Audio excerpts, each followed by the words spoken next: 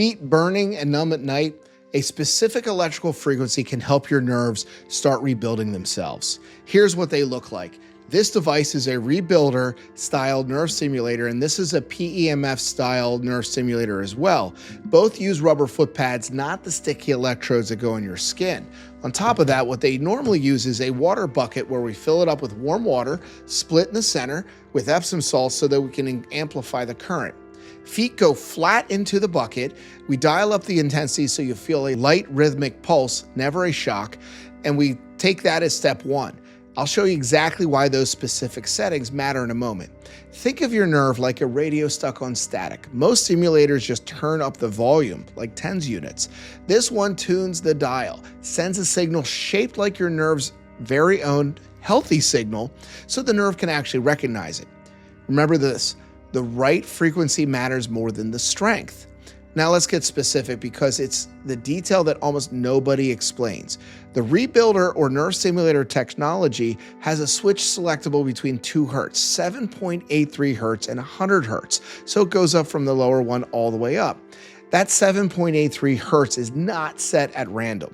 It's built to duplicate the natural waveform of a healthy nerve signal and combine sine and square waves so your nerve is ready and wired to recognize it instead of a generic square pulse you get from a drugstore tens unit.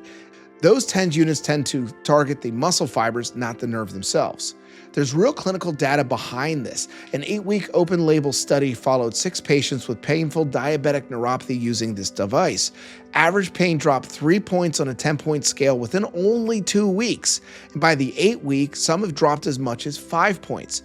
All patients finished the study and chose to continue doing it. So, practical instructions, usually these sessions are about 30 minutes, once or twice daily, depending on what your doctor recommends. The foot pads are flat against the bare skin with the intensity in the water so you can feel gentle muscle twitching on your feet and up into your calves, not pain. That twitching is your nerve's cue that the signal is actually reaching the nerve and sending it not just to the skin surface. It's sending it through damaged nerves to help retrain and help regenerate those nerves so that they can heal and function normally. Now, here's where it gets interesting. This other device to go a little further into, which is the Nerve Spa, is a pulsed electromagnetic field system. Instead of using just the pads to touch your skin, they rest near it just like the other Rebuilder does, and it uses magnetic pulses as well as current to get through into the skin. They even use some different types of socks or even a light kind of electromagnetic blanket. Patented technology behind this device also does the same thing, but it doesn't run on a fixed frequency similar to the Rebuilder. It has it in sweeps. So it starts at that 5.83 Hz and it climbs roughly 1 Hz every 15 seconds, moving through a range of engineered specifically to support nerve and tissue regeneration. Instead of tuning to one station, it's scanning across several, giving your nerve more chances to pick up different frequencies to respond to, just like you feel different sensations, numbness, tingling, or healthy sensations like sharp, dull, achy, vibration, all those things that you can feel. Now, the protocol for this device is usually 20 to 30 minutes per session, once daily, sometimes twice daily, depending on what your doctor recommends. You position this around the area of the numbness or burning, usually around the foot or the side of the calf, inside this bucket. If you remember, no sensation is required for it to work. Even with the Rebuilder, if the damage in your nerves are so bad, you want to go to full strength with these so you can make sure that you're able to do this. You won't likely feel this one as much directly. So why do we have 2 different devices? They're 2 different frequencies, but they both help. One goes in a different way because they're both solving 2 different parts of the same problem. Earlier clinical research on electrical stimulation in diabetic neuropathy reportedly found a 76% of the patients reported 44% average improvement in their neuropathic pain.